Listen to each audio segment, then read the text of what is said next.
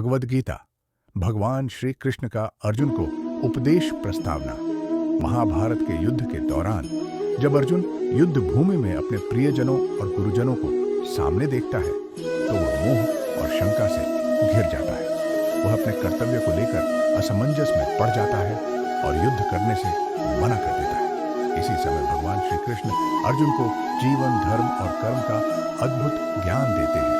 इस संवाद को श्रीमद् भगवद गीता के नाम से जाना जाता है। अर्जुन का संशय।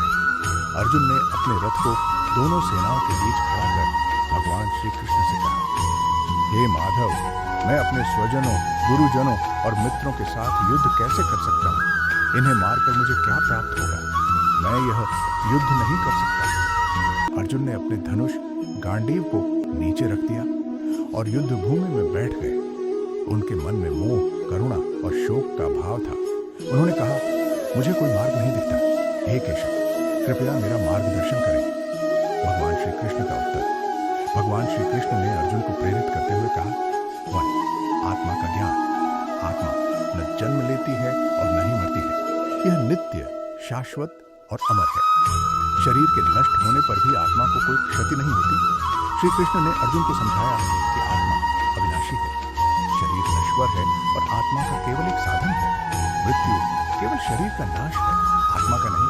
तू कर्तव्य और कर्मयोग, तुम्हारा अधिकार केवल कर्म करने में है, फल में नहीं। इसलिए फल की चिंता किए बिना अपने कर्तव्य का पालन करो। भगवान श्री कृष्ण ने अर्जुन को सिखाया कि मनुष्य का धर्म अपने कर्म को पूरे निष्ठा और समर्पण के साथ करना है। चिंता किए बिना कर्म करने से ही मनुष्य सच्चे अर्थों में सफल होता है। 3. साम्य भाव और योग। मनुष्य को स्वयं अपना उद्धार करना चाहिए और अपने को नीचे नहीं गिराना चाहिए। आत्मा ही मनुष्य का मित्र है और आत्मा ही उसका शत्रु। भगवान ने अर्जुन को बताया कि आत्मा को नियंत्रित करना और संतुलन में रखना मनुष्य का सबसे बड़ा कर्तव्य है। जो अपने मन और आत्मा पर नियंत्रण करता है वही सच्चा योद्धा है। 4. मोक्ष का मार्ग। सभी धर्मों को त्याग कर केवल मेरी शरण में आओ। मैं तुम्हें सभी पापों से मुक्त कर दूंगा और तुम्हें मोक्ष प्रदान करूंगा। भगवान श्री कृष्ण ने अर्जुन को यह विश्वास दिलाया कि भगवान की शरण में जाने से सभी भय, पाप और दुख समाप्त हो जाते हैं। जो व्यक्ति स्वयं को ईश्वर के चरणों में समर्पित करता है उसे मोक्ष प्राप्त होता है। अर्जुन का मोह दूर होना। भगवान श्री कृष्ण के उपदेश सुनने के बाद अर्जुन ने कहा, हे कृष्ण, अब मेरा मोह समाप्त हो गया है। मैंने अपना कर्तव्य समझ लिया है। आपकी कृपा से मेरे सभी संशय दूर हो गए। अब मैं आपके निर्देशानुसार अपना कर्तव्य निभाऊंगा। निष्कर्ष।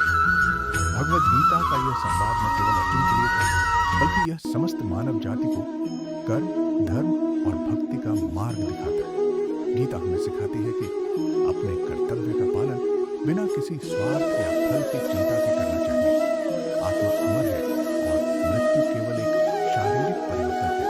भगवान की शरण में जाने से सभी भय और बंधन समाप्त हो जाते हैं।